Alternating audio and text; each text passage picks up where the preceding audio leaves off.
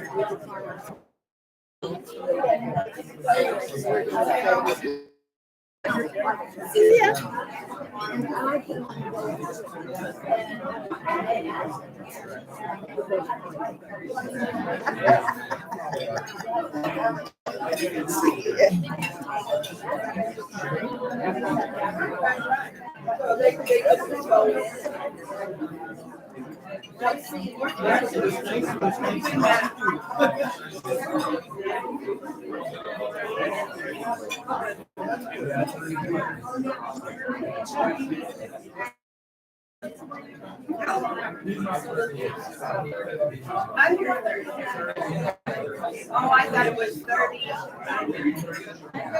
Thank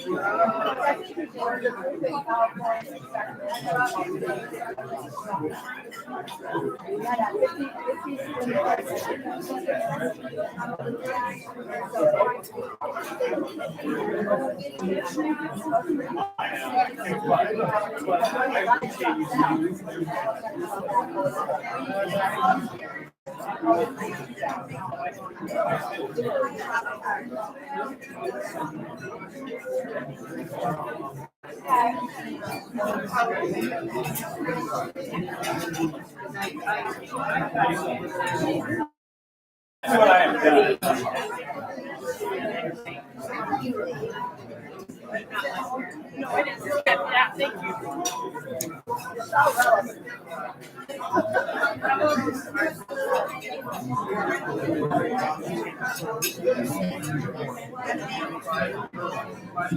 All right, welcome everyone. We are going to call the meeting to order so we can do a little bit of business and leave you plenty of time for the speakers today. Happy New Year. It's good to be back. I hope you guys had a great I'm Haley Kaplan, president. If I haven't met you, please come say hello to me. So we want to welcome any of our elected officials here. I know we have some county commissioners. Victor Iverson, I don't know what you were saying. Oh, there we go. Thank you. And Adam Snow, I saw. Anyone else sneak in on me? There might be some councilwomen coming later.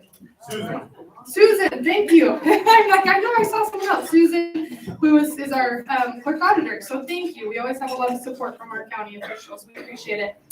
And let's see. We're excited to hear our state GOP chair, Carson Jorgensen, and our vice chair, Jordan Hess. So we want to welcome them. Great. On your tables, you'll notice we always put the note cards. If you be thinking of a question, if you have one for Jordan or Carson, and write it down, we'll collect those, and they'll take near the latter half of the program. And also, if you didn't get a chance to donate, our charity, The Memory Matters, just strive for them, and then we'll continue to do so throughout the year. So you can donate a few dollars. There's a donation envelope on the table. There's also the Venmo back there. Or if you want to bring a wish list, you can, like just a little thing each month, whether that's copy paper or they need like kitchen supplies. Feel free to do that when are able to do so, and we'll continue to support them this year. And then as far as other announcements, Lincoln, we're excited. We always have a great Lincoln Day in Washington County. So this year, if you haven't heard, it's going to be Robert O'Brien. He is former security advisor for President Trump, and he has a long list of accolades I won't say today, and he's going to be speaking with Jason Chaffetz, our former congressman from Utah. So it's going to be a really great program. The Republican women, we always get tables. We sponsor tables and we sit together. So if you want to sit with us at that event, get with us, Star or Sandy today. Those tickets are $75, and it gives you the private reception with the speakers. You can get a picture with them, and then seats up towards the front. So it's a really good deal to sit with us. And usually we're the biggest sponsor. We get the most tables, so it's a lot of fun. So do that as soon as you can to reserve your spot. The event is February 18th. It's a Saturday night. So let us know if you have any questions on that. We will begin with our prayer by Sharon Simmons, our chaplain, and then our Americanism by Carol. Following Carol, we're going to do our membership report. I know we have some guests, so be sure to introduce your guest with Marion, and we'll go to that point.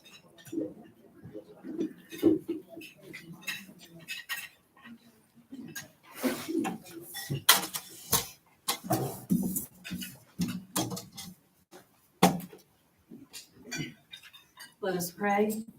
Dear Father in heaven, we're thankful to Thee to be together today, a new year, joined by new friends, old friends, new members and guests, and our guest speakers, Carson Jorgensen, and Jordan Hess, the chair and vice chair of our Utah Republican Party. We're thankful to Thee for the Republican-controlled U.S. House of Representatives. We're grateful to Thee for our border control officers who continue to serve our country under continuing chaotic and overwhelming conditions. We're thankful to Thee for Elon Musk and his release of tweets exposing the collusion of government and big tech. We're grateful to Senator Lee for his attempt to keep Title 42 in place with an amendment to the omnibus spending, and for the Supreme Court to keep Title 42 in place until the case is heard. Father, we ask Thy blessing for our border control officers. May they remain strong and know they are supported and valued. We ask Thy blessing for Elon Musk. May his replacement be committed to the First Amendment as he has been. We ask Thy blessing for Senator Lee. May he continue to act to oppose the left's actions. We ask Thy blessing for House Republicans. May they decide on Speaker, if not today, soon, and get on with the people's work. And may they defend and uphold the Constitution in all their actions. We ask Thy blessing for our state legislature, whose session begins on the 17th. May they do their best for our great state and people. We ask Thy blessing for Carson and Jordan and their work for our party and state. May their efforts be successful. We ask Thy blessing for the families who've lost loved ones, those who are injured, and for those who lost their homes in the Louisiana tornado, and for the many families affected, and for the families of those who perished in a recent deadly winter storm. May their strength lead to brighter days. Lastly, Father, we ask Thy blessing for two of our own, Walt Brooks and Rayleigh Trent, who've lost a loved one, who was both Walt's father and Rayleigh's grandfather. With their sadness, may they also feel gladness that he is now with Thee. Father, we humbly ask these blessings in the name of thy beloved Son, Jesus Christ. Amen.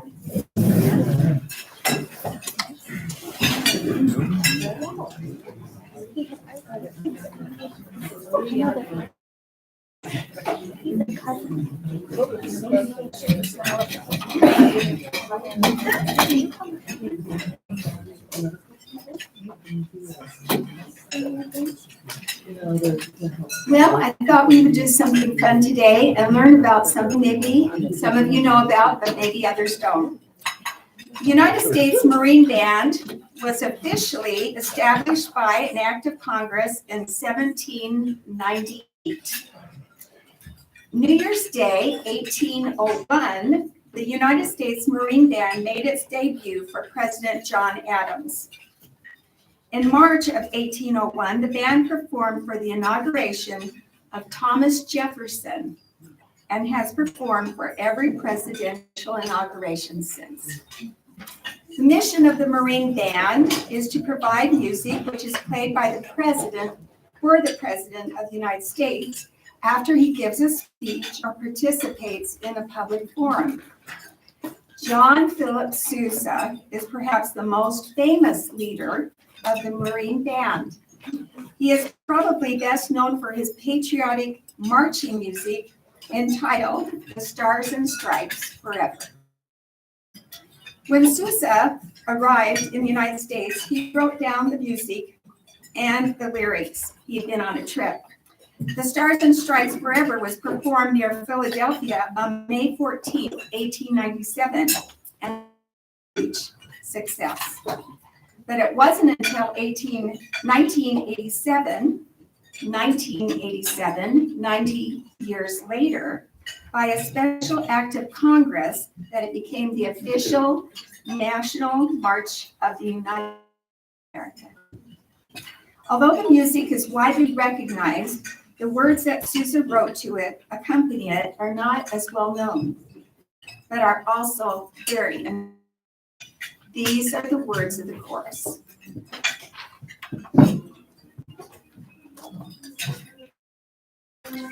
Great free, may it wave as our standard forever. The gem of the land and the sea, let's remember the day when our fathers with mighty, that by their might and by their right. I pledge allegiance to the flag of the United States of America and to the republic for which it stands, one nation under God, with liberty and justice for all.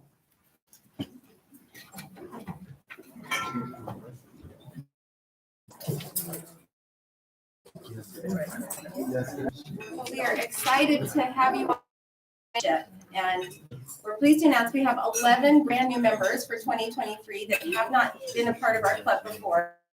One new associate member this month who's just joined, Thomas Marshall Jr. Are you here? Okay, thank you. Do you have your badge? You got your badge. You got your badge. Okay. We want to welcome all that are new. We currently have 44 members and 8 associate members. So men are associate members or here. So of our 52 members, we also have 27 GEM members. GEM members have enabled us to not have to fundraise. So they join and pay extra that stays within our club to be a silver member or a gold member or even a diamond. Jennifer here, who's our diamond member this year so far. Thank you. It's my diamond. We've got 4 new gold GEM members who Carol Bracken, I'm sorry, JJ Abernathy. If you would stand up to our new gold members, Bet, Ariel, Charlotte Devlin, and Adam Snow, our county commissioner. Thank you. And then we also have 4 new silver members who joined. Carol Bracken is a new silver this year. Thank you. And Alexis N.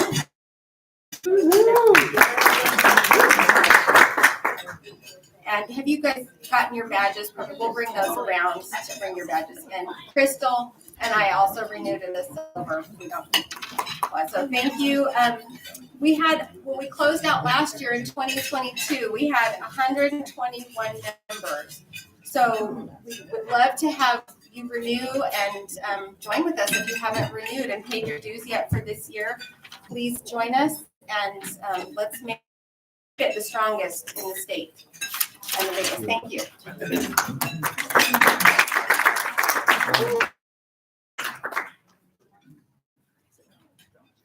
All right, thank you, ladies.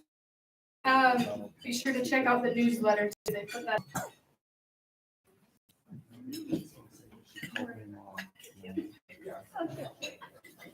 I gotta hold that video. Well, You don't have to.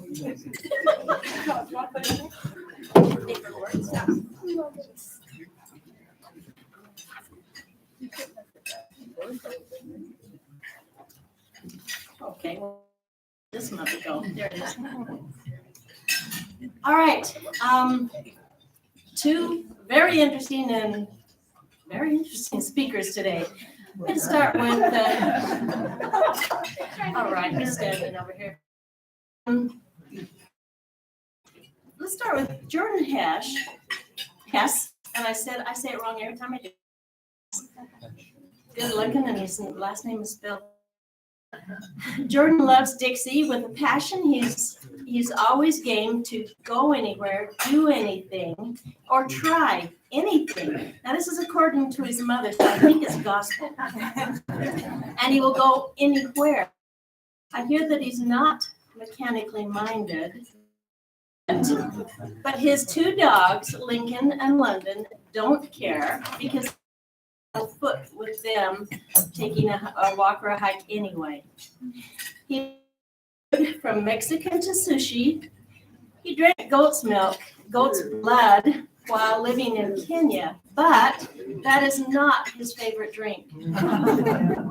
His favorite drink, beyond any doubt and without any question, is chocolate milk. And he is an aficionado. When Jordan was in about second grade, he said that he claimed that he wanted to grow up to be either a brain surgeon or place. I know he's on an interesting path. Carson, sixth generation ranch. He is a very girl dad. And he's teaching his 5 daughters to work, which is a step above. He loves photography, smoking meat, and cooking. His all-time favorite dessert is his very own brownie sundae, and I asked him about it, and my mouth is watering. Carson trains border collies. His favorite dog her name is Sky, and she's a bit of a redhead. And Carson's wife told me that if you open his laptop, his screensaver is this beautiful Sky. His wife is a redhead, but she said she's not his favorite redhead. She said, however, if you open my computer, there's a picture of him. So, Carson, we'll start with you. If you can give me one of those border collies. I think we're starting with me. Oh, okay. While you're still eating, we're going to start with Jordan.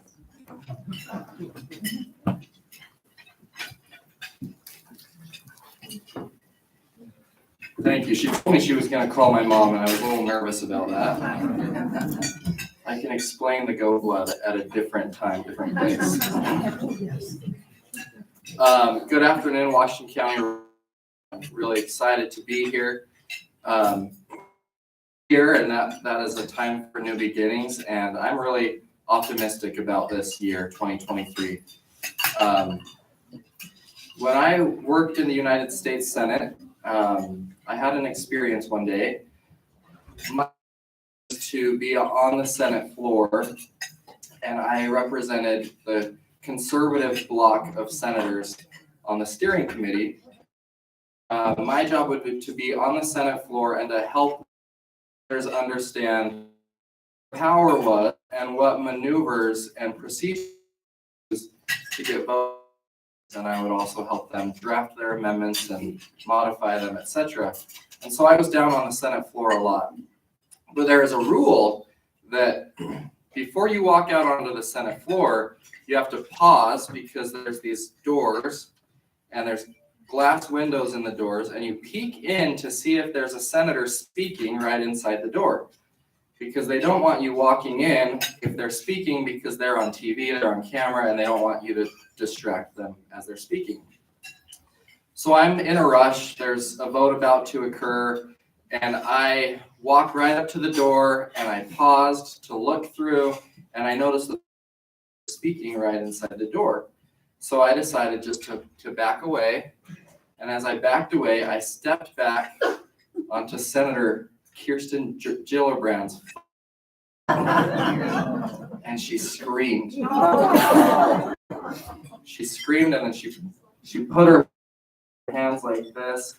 She was shaking her head. And I said, I am so sorry. I didn't realize you were behind me and there's someone speaking and I didn't want to go through the door, so I backed up and I'm sorry I stepped on your foot. And she said, just get out of my way. And she pushed me to the side and walked out onto the floor. So I can tell you, I'm really happy to be in the presence of women. Because I know you wouldn't have treated me that way. I'm going to discuss the importance of the Republican Party platform. I promise not to step on any toes. As many of you know, the Republican Party platform is a statement of the beliefs and values. It serves as our guide for Republicans in formulating policy, making decisions, and passing laws. The Republican Party platform reflects our values for our mission. And it's important for all Republicans to understand the platform and to be committed to standing behind that platform. As conservative women, you have a responsibility to uphold the values of the Republican Party because you are the backbone of the party. Statistics show that conservative women vote at higher rates than their male counterparts. In recent elections, 63% of women voted, whereas only 58% of men voted. You are the backbone of the ability to be an agent of change. You are the ones advocating for traditional values and limited government. You are working hard to ensure that our families, our communities, and our nation remain strong. The Republican Party platform the government, fiscal responsibility, economic freedom, national security, traditional values, and the protection of individual liberty. These core values of the Republican Party make it a party that should be attractive to women. Now, I am in no position to know what women should want or do want, but I do believe that prosperity for our families, a strong economy, economic freedom, unbiased and safe schools, our nation are things that all of us should rally behind. Conservative women are an important part of the party because you bring a unique perspective to the table. You understand the importance of fiscal responsibility and economic freedom because you know intimately the price of groceries, how to balance a family budget, and why it's important to save for a rainy day. You also understand the importance of traditional values and why they need to be preserved for future generations. Our platform, as great as it is, and I love our platform, it makes our work hard. It makes our work harder than the left. It's much easier to yell out, love wins, tax the rich, my body, my and humanity has no borders. It's much easier to just blurt that out than it is to explain our principles, our values, and why it is that we believe what we believe. but we know that our principles and our values in the Republican Party lead to greater prosperity for Republicans, not only for women, but for all Americans. Society today thinks that being liberal is cool and counterculture, and I have to disagree. Liberals own the media, liberals own academia, liberals own Hollywood, liberals own corporate America, liberals own professional sports like the NBA and the NFL, and even now the top level are liberal. Everything around us is going woke. So how the heck is it counterculture liberal? The truth is, it is now counterculture and cool to be a conservative.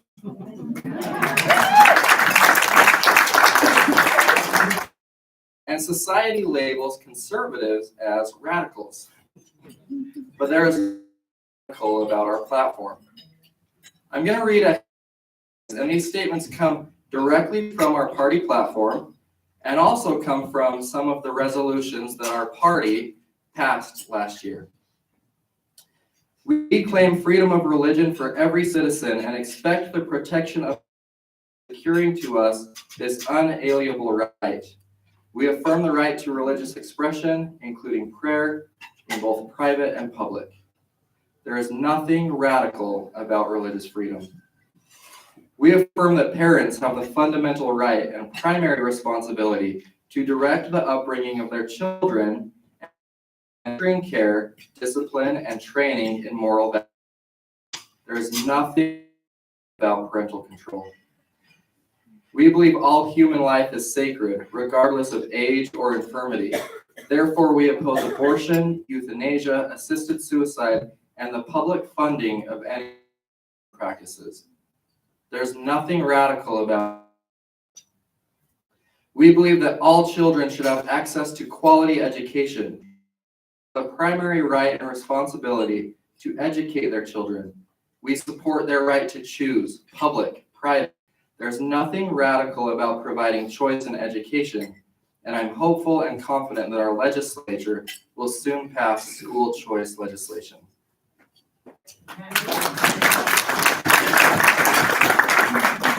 America is a stronger and better nation because of the hard work and entrepreneurial spirit of legal immigrants.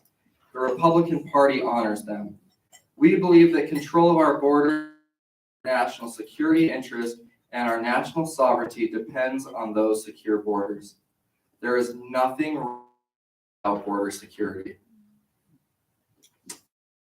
A couple of resolutions that we've passed in the past year.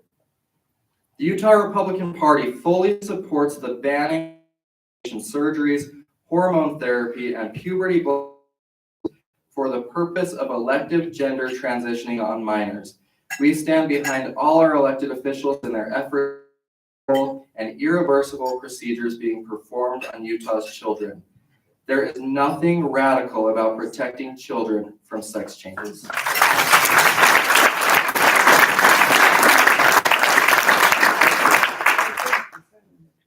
The Utah Republican Party recognizes the historical efficacy of proven public health, but rejects policies of mandatory vaccination regardless of approval and rejects proposals for statewide vaccine passports, health passes, or similar policies.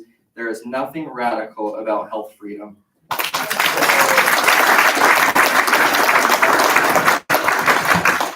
So I'm here to say that our platform is not radical. Our platform is reasonable. Now, I'm proud to live in Dixie, where we stand firm for our platform. In last November's election, Washington County voted more Republican than Salt Lake, Davis, Weber, Utah, and Tooele counties. Our county commissioners got almost 80% of the vote here. Chris Stewart got 75% of the vote here. Mike Lee got of the vote here. We are a conservative stronghold. And every vote that we cast here in Utah's Dixie offsets a liberal vote cast in northern Utah. That's right.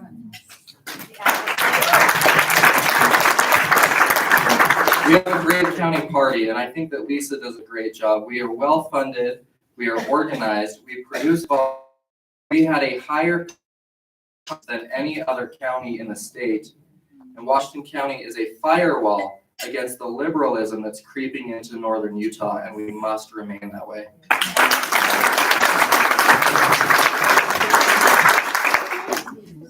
So as we begin this new year, I implore each of us to stand firm in what we believe, maintain our conservative values, stick by our party platform, Utah from moving leftward. But how we communicate our principles and our platform matters. We must remain firm, but we can be kind. I see a lot of anger and outrage among party members. There are things that we should be $30 trillion omnibus spending, a woke education system, open borders, the canceling of conservative voices, a weak foreign policy, crony capitalism, deterioration of our society. These are all things that breed anger in myself. But we can be kind, especially to our fellow Republicans. My favorite United States Senator and my former boss, Senator Mike Lee, said, especially in the wake of recent controversies, many conservatives are more frustrated with the establishment than ever before.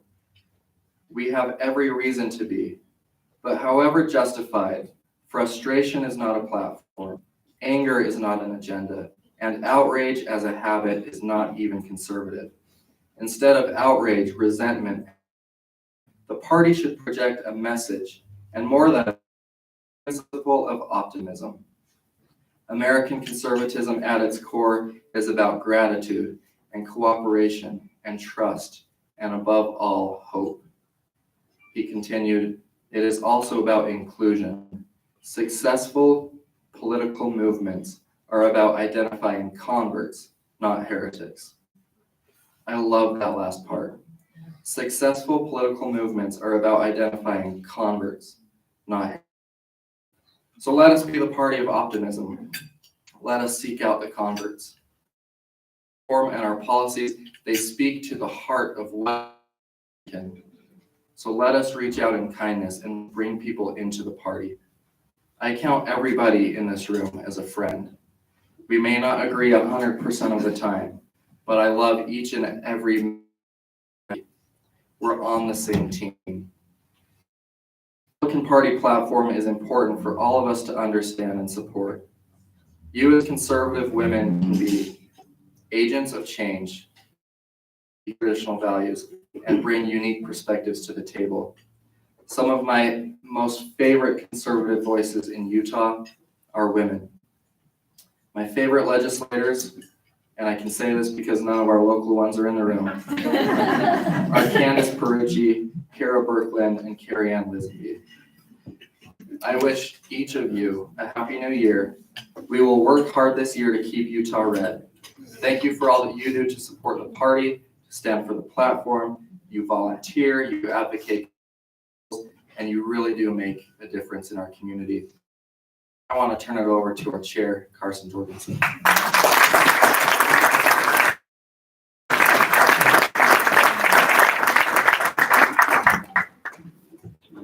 Out of here because I didn't stand there.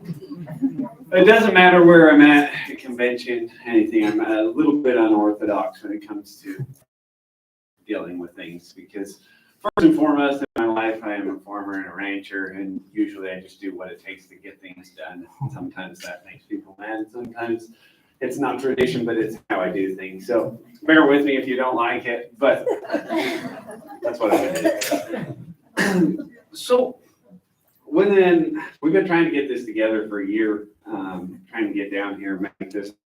I am truly grateful to be here today. I'm grateful for Washington County. As Jordan said, you are kind of that bulwark that offsets Salt Lake County. It makes me want to pull my hair out.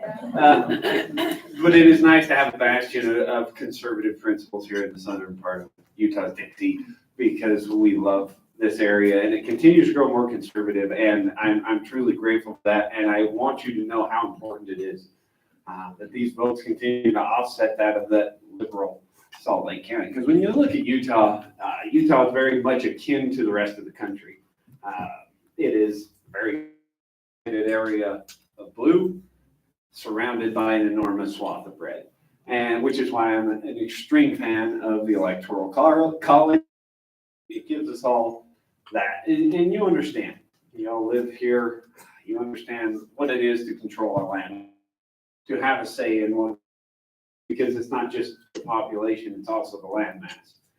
It is also the thing that we use every single day to carve a living out of this state. We're grateful for it, and we need to continue to fight for that. And which brings me to kind of the topic I want to talk about, and that is my vision of the Republican Party in the state, and where do we find those, and how do we combine those, and with a future that is suitable for all of us. And Jordan, when we talk about leadership skills, Jordan's as good as they come. And what I found is you have to have a guiding light. There has to be something that you view everything through. And the Republican Party platform has been that to me. For those of you who haven't read it or don't know what it is, it's on the state party's website. But it is really what we believe. And that is where we find common ground. And when anybody runs to be a Republican, they sign a document and a disclosure that says, I believe in everything that is in that platform. Sometimes folks don't follow it. And it's a little bit upsetting. And so that's where the accountability factor kind of crosses. Without this is what binds us. The party platform is what binds us. And that's where I often find myself fighting, I guess let's call it that, with some legislators and butting heads is, you signed this. You told me that you believe in this. You believe in this. Stick to it. And so it's very important, and to those of you who haven't read it, I suggest you do, because it is basically, it's just refined. It's what we believe in 3 pages. The one I want to focus on, though, is the last, because my vision of Utah is that of a sovereign Utah. And in the very second to the last paragraph, it's Utah state sovereignty. It says the 13 original sovereign states in the Constitutional Convention created the Constitution of the United States of America. Subsequently ratified that document, creating a federal government limited and enumerated powers. The 10th Amendment of the Constitution of the United States defines federal powers as those enumerated in the Constitution and reverses all other powers to the states. The 10th Amendment is one of the most important things we have, and I suggest we start focusing on it more. We resolve that the Republican Party of the great state of Utah and the elected party members take any and all necessary federal government, federal powers within the great state of Utah, not exceeding those granted by the Constitution of the United States, and those usurpations of state sovereign powers already by federal government be corrected by the state legislature and enforced by the governor's office, thus protecting Utah state sovereignty. That to me is important.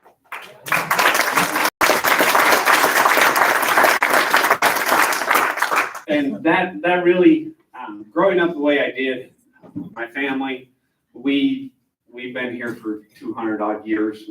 Before we were even a state, we've been ranching sheep since before we even came to America. We love the state. We love the ground. We love the dirt.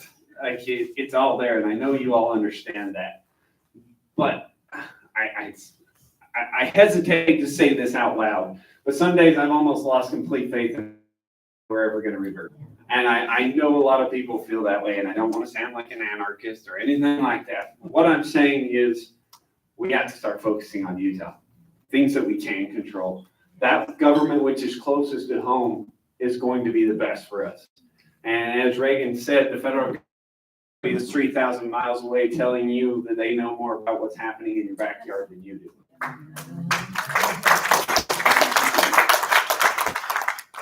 So, where am I going with this? When speaking with elected officials, when in your conversations, the conversation and the dialogue has to shift. We have to start looking at this, what can we do for our state? How can we maintain in our public health, in our public schools? The federal government is everywhere. You start looking down the list of things that you touch on a daily basis. How much control does the federal government have over all of it? Too much. And it's time we start making a crack back at that. And that is something I continue to encourage our legislators to do, to take every opportunity we have for being proactive. Oftentimes, I think legislators are great. I love most all of them. But sometimes it's things that are not being done to me that are the problem. It's not so much what you did, if you did something wrong. It's what are we not taking advantage of? What are we not being proactive of that the federal government is being proactive of and taking control? Especially in a state like Utah. You look at the state of Utah. What is it, 67%? 67% is owned by the federal government. 67, so two-thirds of our land mass here in this state and are owned by the federal government. So is now $31 trillion in debt. Those debts are backed by something. Natural resources. So, in essence, $31 trillion of debt is backed by Utah's 67% of land, which natural resources are underneath. Our state is kind of in hock to somebody else. This is a problem. We need to continually focus on. It makes me nervous. I lose sleep at night because I think China might own what's under my feet right now. The federal government owns the mortgage on my house when they bought out Fannie Mae and Freddie Mac. We have got to start being proactive in our pushback against the federal government. And that is something we're going to continue to encourage. And I know that's not really the job of the party chair, but that is the direction I want to go. And that's the direction I see this state going in. And that is the direction I believe the party wants to go.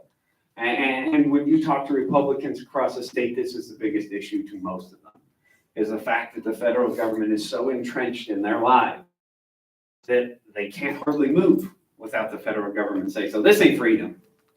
What's going on right now with the federal government in every turn of your life is not what you envision. It's not what's right, and we all know it.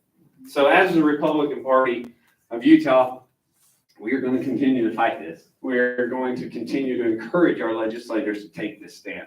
We're going to take we've got some great federal leaders. And I actually call these guys, some I call representatives, but our guys, when you look at Mike Lee and Chris Stewart, John Curtis, they're great. They're paving the way, they're doing. And we're going to put them in that fight. Because a lot of times all they need is you at their back saying, we got you. You're going to go out and take one for the team, we got your back. And that is something that the party that we have been focused on extremely, is giving these guys air cover to go out there and make these big choices, to make these big pushes and say, you know, this is right. We've got you. We're here for you. Because it's pretty hard.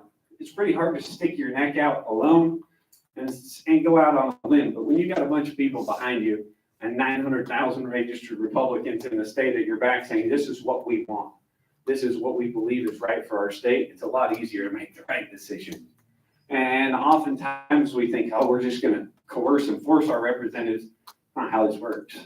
You look at the fight that's happening right now. Some people are upset about it. I kind of enjoy watching. But the fight with the speaker. And I say that in jest because in no way, shape, or form do I want another Democratic Speaker of the House who's covered in Nancy, for heck's sake. But I don't think they'll go that far. But the fight is real. And you see those 20 people that are saying, you know what, I had enough. And I applaud them for that, because some people think of it as a circus and as a stunt, but it's not. You start to break down on how these bills go through appropriations and how these things happen. And the committees that have to approve these things, these committee assignments are important. And these people are holding out saying, we have been put off for so long. We're unwilling to do it anymore, and we're not going to go with the status quo. Just because you want to, or just because you threaten, or just because you force us to, we're not going to go. We want to do what's right. And these are the types of stands I think they'll come to an agreement today, but what I was getting, Kevin could have disarmed this situation in one line. And it's called leadership. And it's called, Kevin, these people wanted something. They feel like they're not being heard.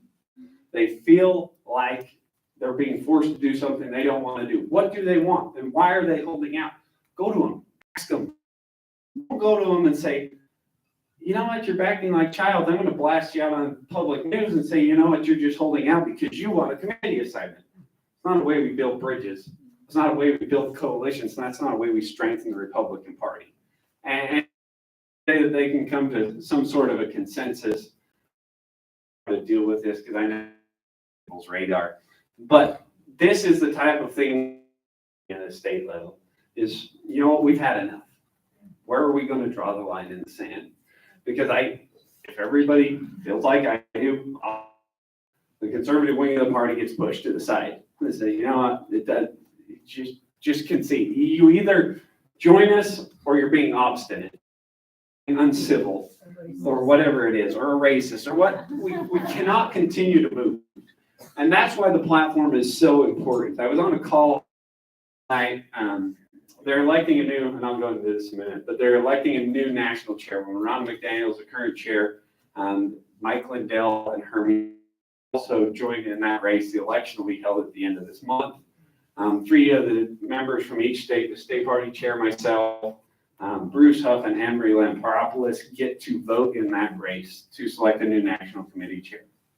But we were on a call with Hermie Dillon last night at the town hall to let her get to opinion to the grassroots. And I've said it a lot, and I think I'll say it again here. I never really loved the big tent mantra of the Republican Party, because to me, it assumes that it moves. And that's not something that I think the party should be doing. I've always tried to refer to it as a castle, where it's at and not move. It's got great big doors on it. Everybody, the party cannot continue to move. That's why we're bleeding membership. Because we keep trying to make the party fit everybody instead of making the party a thing and saying, this is where we stand and this is what we stand for. And until we do that, we're going to continue to struggle. And that's something Jordan and I and Mike, we really strive for as a leadership team for the Utah Republican Party, is to set the party on a path and a direction and say, this is where we're going. This is a train, because that's where we're headed, and everybody's welcome. But we cannot continue to try to make the party fit every little person and to fit every single social issue and to fit it. We have to stay strong. And that has to be it. I mean, at the end of the day, that is what you have. You have to make a decision. People ask me, how do I do it? How do I juggle it all? Because the chair job is not, I don't want to complain, but it's not fun most of the time. Because you're always somebody's punching bag. So it's really a fine balance between the donors, between the grassroots. That is the balance you have to strive to find, because it takes all three to make it go around. It takes money, it takes great grassroots and good people that are behind it all. So those are the things we have to have. And as that, you're always playing a balancing act between all of them. And people say, well, how do you do it? One thing, and if there's anything you take away from me today, I hope that it's this. You have to do what you believe is right. At the end of the day, you can't rely on what you think somebody else told you is right. You have to have your north, you have to dig your feet in, and you have to make a choice. And you have to live. And that is something I pride myself on. And in whatever capacity I hold, is you make a choice and make it right. That's what my wife always tells me. Just make a choice and make it right. And that's the way you have to view politics. And if there's one thing, like I say, that you could take away, is when in politics. And then work with it. Accept the consequences that come with it, but keep going forward. Keep working with others, keep doing, but you don't have to compromise your beliefs away to make it happen. And that is another fallacy I often see, and something that disappointed me early on was some legislators and some elected officials will to just give up what they believe and because of certain pressures or because of he said, she said, or so-and-so from the top is going to push me out and I'm not going to get elected again. That was tough. In the line of work that I come from, my grandpa, and I don't know how long I have, but I'm going to keep going because I'm on a roll. My grandpa, when I was younger, and my grandpa has been a prominent figure in my life, my entire life. He's still with us. He's 87 years old. He told me a story. It was the story that my grandpa told. In the 50s, he was in his early 20s. A big group of investors had commissioned him to go out and buy a bunch of lambs to feed for the winter, to be able to make an investment with a group in Mexico. So my grandpa went out and procured 50,000 lambs, bought them all up, went to these guys and said, okay, I got them bought, let's write the check. And they said, well, we changed our mind. So my grandpa had gone around to his friends, to his neighbors, to people all over the western United States. And he said, I looked those people in the eye and I shook their hand. And he said, I told them that this is what I was going to do. And he said, I went to those guys and I said, we don't have any money. So you figure in the 50s, what's $500,000 in the 50s? 20 million today or so. So he was on the hook for $20 million. And he could have walked away. And he said, no, I looked these people in the eye and I shook their hand and I told them this. He went to a friend of his. Friend wrote him a check for $500,000. He went around and paid off all those people. They ended up making money, breaking even on them. But the fact of the matter was he shook their hand and I looked them in the eye and I told them this is what I was going to do. And he told me, in your life, a man's word is the only thing he has. And I hope that resonates with all of you, because there are often times we have to look things in the face that are pretty tough. And there are things we don't necessarily see both sides of. But when you say you're going to do something, and I pray that you hold your elected to that, when they tell you they're going to do something, you look them in the eye and you shake their hand and you remind them. Because there's nothing disappointing to me in politics than the two-sidedness of it. And I know you all see it, you feel it. I've looked legislators and people in the eye. They told me one thing, and 8 hours later, they're on national TV saying something completely different. And that's not okay. We cannot accept that any longer. And I don't make it sound like I'm trashing on all. We have some of the best elected officials in the country. We really do. At our state level and at our federal level, there are some phenomenal people. But we have to continue to say, this is acceptable to us. And you look down through the state level, we got Victor and Adam. I mean, county commissioners, you're doing well. You have some good people here, and we have some great people in the state. But that doesn't mean we don't keep an eye on them. Victor's like, please don't say that. But I know I've gone on probably longer than I should, and I hope it feels somewhat cohesive, but it's important. And it's the common sense things that are going to take us forward in the future. It is the things that are in our party platform, the things we stand for, the things we truly believe in. And it's going to be brought about by people who are willing to look you in the eye and shake your hand and do exactly what they told you they were going to do. And some people follow me. I like President Trump. I didn't like all his stupid tweets. I didn't like him saying dumb things. But I like the fact that he told you what he was going to do. He looked you in the eye. He said, this is what I'm going to do. And he did. A promise made was a promise kept. That to this day, I appreciate. Don't always agree with what he says. But that being said, honesty goes a long way, and trying hard to fulfill those promises you make. Mountains, when things get tough, even when you said you're move that mountain, keep trying, and don't give up. Have faith, because it's easy to get discouraged. Trust me, I know firsthand. There's some days I just want to crawl in a hole. I'm like, I have no faith in the federal government, and some days I'm like, state government, what are we doing? Are we pushing back? Are we doing? we have good people and we continue to elect good people. Last thing I'll end on is, well, kind of end on, I'm sure we got questions, but 2024 is around the corner again. If there's something you don't like, run. If you don't like it, get involved. If you don't want to get involved, back someone who does.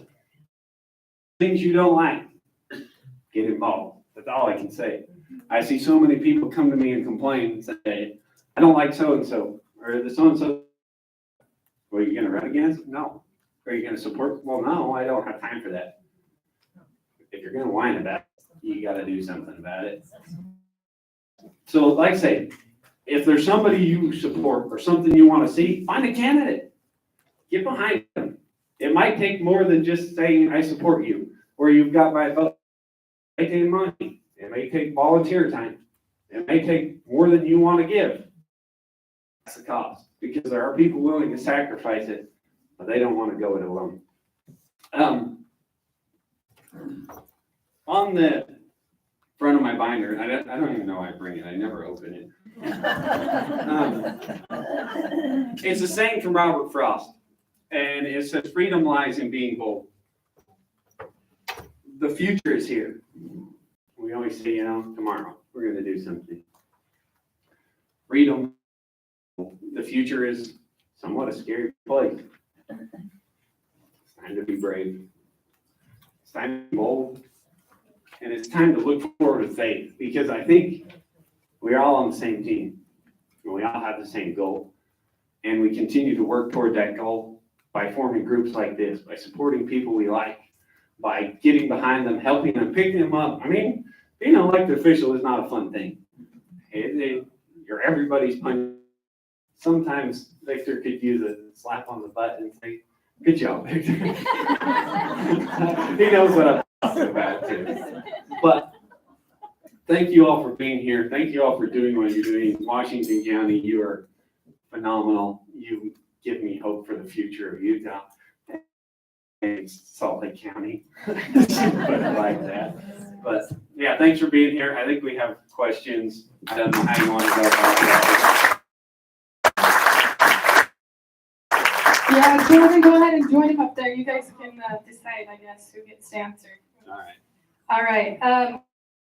Start. Yeah, kind of what can we do to encourage people to get involved in the caucus system?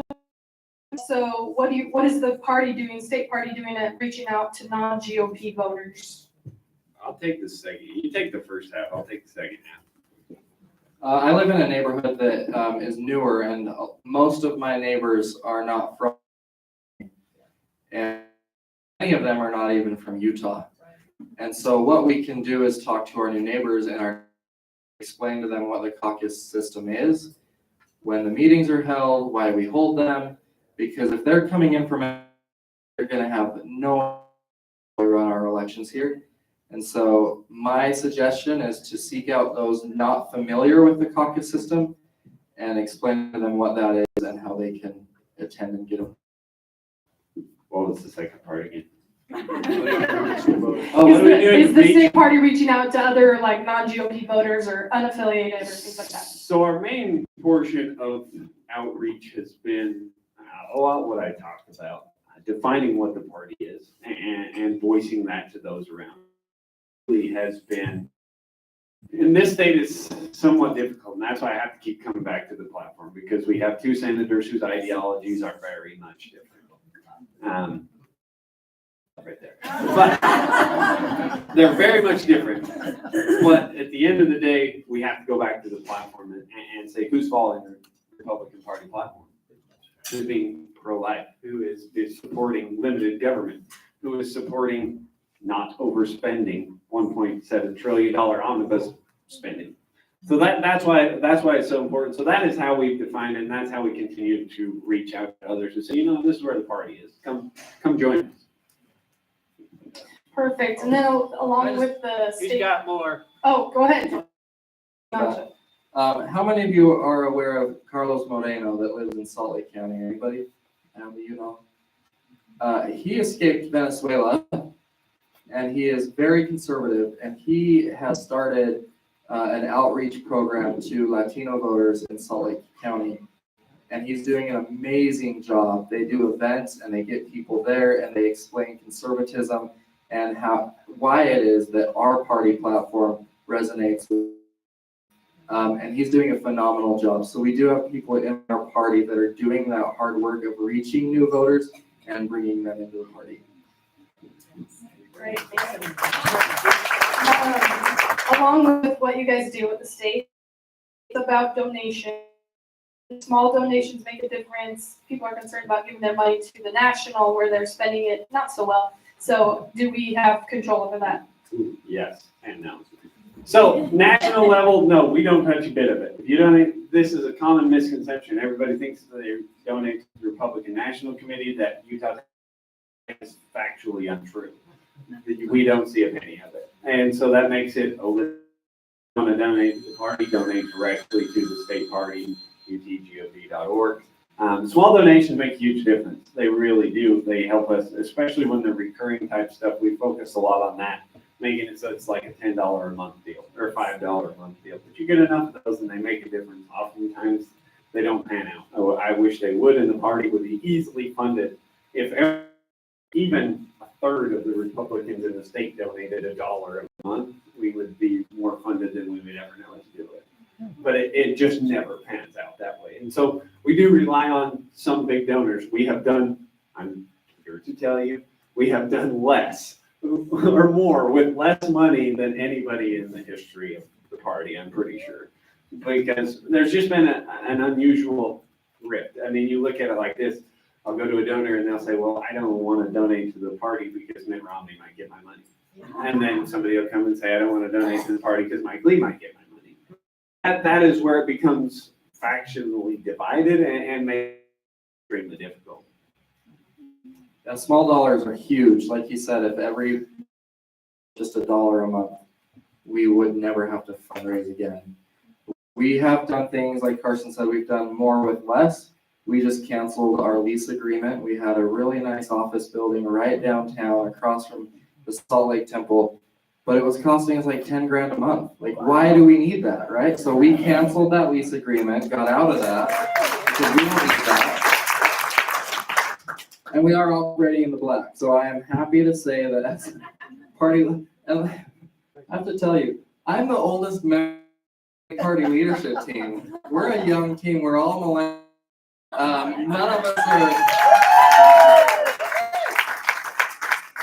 None of us are individually wealthy. Next question, how do we get more young people involved in the party? So there We you go. need to stop our higher education system from producing socialists.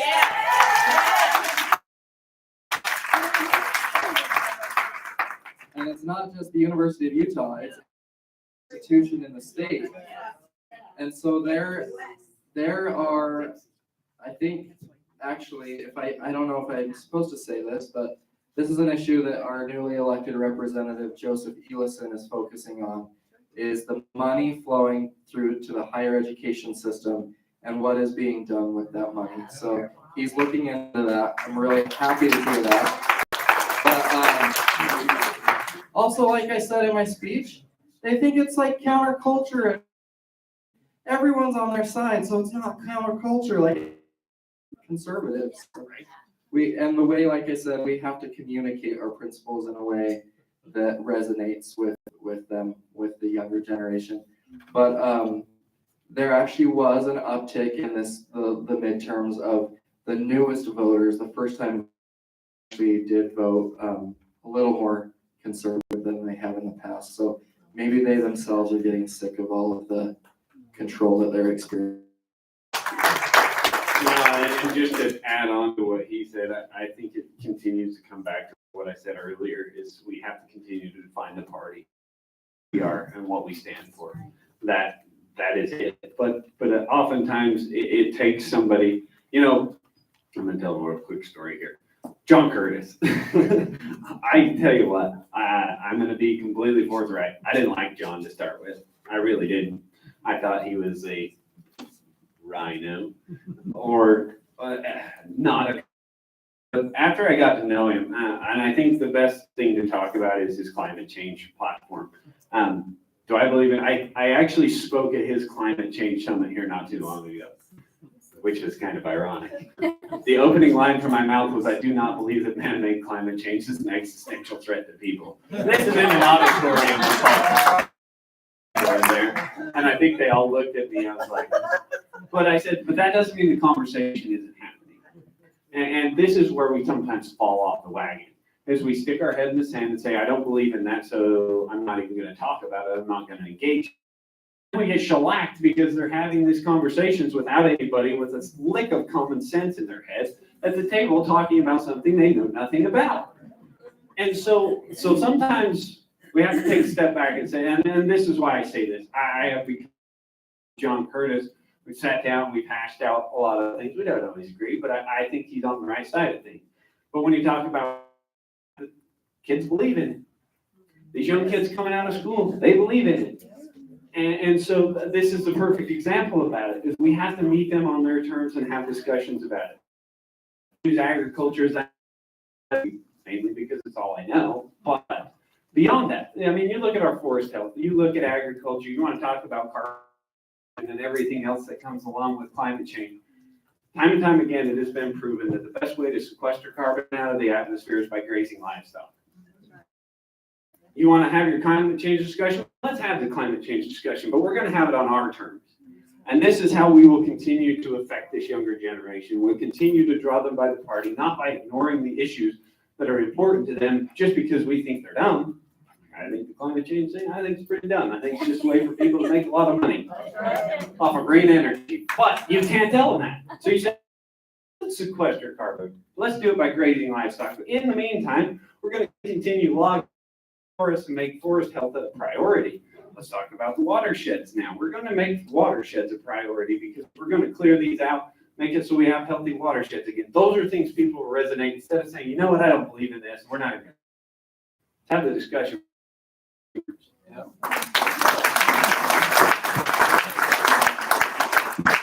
All right, we have one about ranked choice voting. It's kind of creeping up a discussion in the state. What are your thoughts on that? Am I allowed to swear? No. Let Jordan lead first because I'm finished. No, he just mentioned swearing, so I have to tell a story about Carson. He got called in to be in a bishopric. Yeah, it's true. And he said to the stake president, I don't want to be in the damn bishopric. And he said, President, the first thing you should know about me is I got a swearing problem. And his president said, we love you anyway, welcome to the bishopric.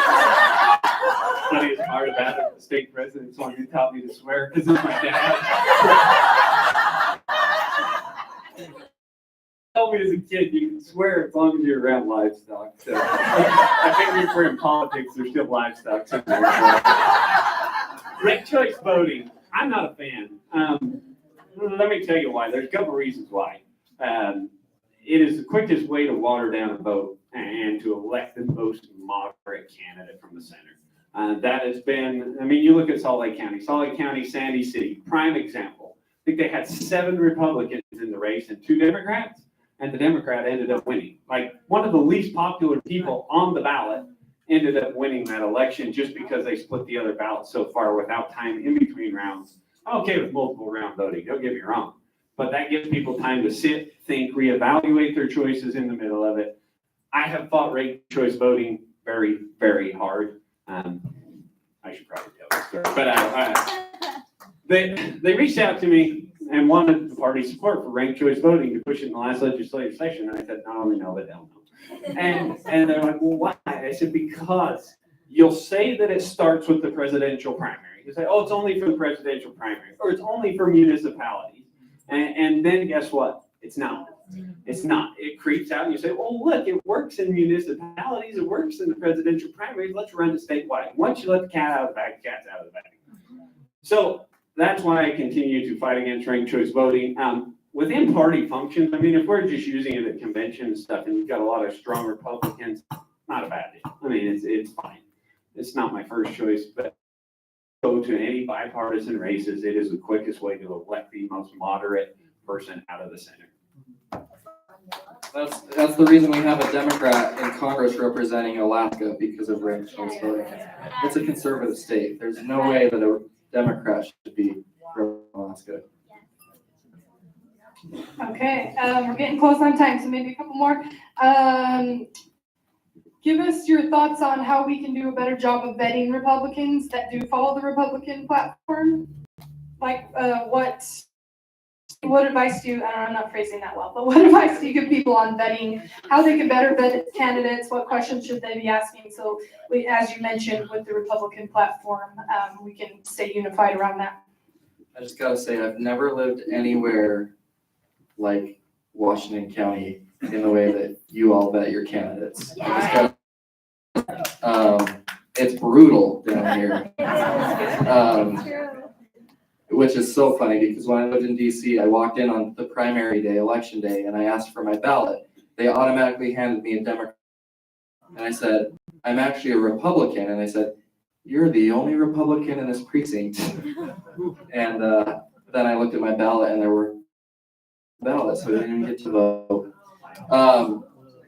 Do your research, and phone calls. And that's why I love the caucus system, because that we can truly vet our candidates face to face, ask them the tough questions, and expect answers in return. So one way to better vet Republican candidates is to strengthen our caucus system. And we've done here in Washington County to strengthen that. We've raised the threshold, and we voted to make delegate votes public, etc. Those are things that are strengthening the caucus system and making it more appealing. If we can return to a pure caucus system, that, in my opinion, is the best way to vet our candidates. I'm with Jordan on that one. The caucus system is great for that reason. Sure, it has its flaws on occasion. I mean, you see stuff slip through, but not very often, because people out there who understand how it works, and they feel a duty and a sense of responsibility to their friends and neighbors to do a good job. It's not just for themselves. The other thing that important in candidate vetting is just candidate vetting. For people to be informed, go do your research, go talk to them. Skim through the party platform, see what you resonate with, what you want to know about that person.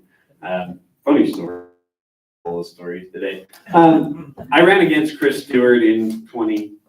I don't remember. 2020, I think it was. It's been 18. Yeah, 18. What about 18? Wow. And now I'm here. But I ran against Chris Stewart, and I convinced myself of a lot of things. I have become really good friends, and I think he's wonderful now. But at the time, I had taken the advice of other people. I had listened to people around me who didn't like Chris, and had told me stuff that patently it was true, but also twisted at the same point. And I got to the point where I don't like this guy. He's bad. And I had convinced myself of that, and I've told him this story. But I didn't. I went off the word of others, and that's. I made assumptions based on that, and I put my life on the line and ran for Congress against Chris, which was a terrible idea, looking back now. But on the assumption of others. So what I'm saying is, do your research. Do it yourself. Don't talk to your friends. I mean, talk to your friends and neighbors, but also do your own. Trust but verify, how the saying goes. Once again, I think just do your research, do your due diligence, and act like it matters. Perfect. Well, along those lines, then we'll have this one be the last one. And if we didn't get to your question, I'm sure they're happy to stay after for a minute and answer a few. But so Jordan mentioned that our platform isn't radical, which is true. How do you deal with, and how can we unify around those that don't agree with us within the party? Sorry, I'm trying to summarize this written. But if someone doesn't believe like we do, are they liberal or are they moderate, or unify in the party to move forward around the platform? Okay, I hope this doesn't sound mean. Reagan said it best, somebody you agree with 80% of the time should be treated as a friend and not an enemy. That being said, because the 20% does move the party to where that 20% is. And that's, we'll still take your vote. Like, we don't want you to leave the party over that 20%. But you have to realize, and that person has to understand that that's not where the party is. And this is why it is so important what the party is and why it is important where we stand and where we're unwilling to go. Is because when things like this happen, we have to have something to lean against to say this is why. And like I say, there are going to be people who agree with us 80% of the time, but they don't agree with us at 20. But we have to be unwilling to where that 20% of that disagreement is just because that 20% doesn't like it. Yeah, I agree. And I think in Utah, the common sense prevails. We saw that in this last election in 2022 when you had a bunch of Republicans running against Senator Mike Lee, and we actually encourage debate. We are the party of ideas. The left is the party that wants to control every thought, every action, every idea. We are not that party. We are the party of open debate and ideas, and we're seeing that unfold in the U.S. House of Representatives right now. And I think it's healthy for our party. But as you saw, Senator Lee won 71% of the vote in convention, then went on to win the primary with that same percentage of the vote, 71%. So there are people that say the caucus doesn't reflect the overall party. Well, in that case, yes, it did. And so, but you know what? It's okay. Those 30% that did not vote for Senator Lee, they're still Republicans, and in my choice, the right candidate prevailed. Yeah, I think once again, it's a battle of ideology, and we have to make sure that we don't move the party for that 20%. And we cannot continue to move. We are bleeding Republicans nationally because the party refuses to define itself at a national level and say, this is where we are unwilling to go. Because we have compromised for so long for no reason a lot of our rights away. For the sake of being civil, I guess, is what it is. I guess I'm belligerent and hard-headed and a stubborn sheep farmer, apparently. But once again, we have to look at it and say, and I love how Senator Lee does it. He doesn't he compromises, they work together, but he doesn't give away that as which is most important to us. All right, let's give him a round of applause. Thank you. Carson traveled down from his family for us. Jordan had a shorter commute from Washington. We appreciate them being here today. So there were a couple announcements to get out of here. Adley works. Is it Americans for Prosperity? Okay, he's got some cards. There's an event on Friday. If you want to learn more about the education choice coming up. So that's Friday. Grab a card back there if you're interested in that. That's at the Chamber of Commerce. Tickets, don't forget to grab those on your way out if you're interested in that. We will meet again on February 2nd, I think it is, first Thursday of the month. So thank you so much for being here. I will take a motion to adjourn and let you get on. Sharon, second, let's start. Okay, thank you so much.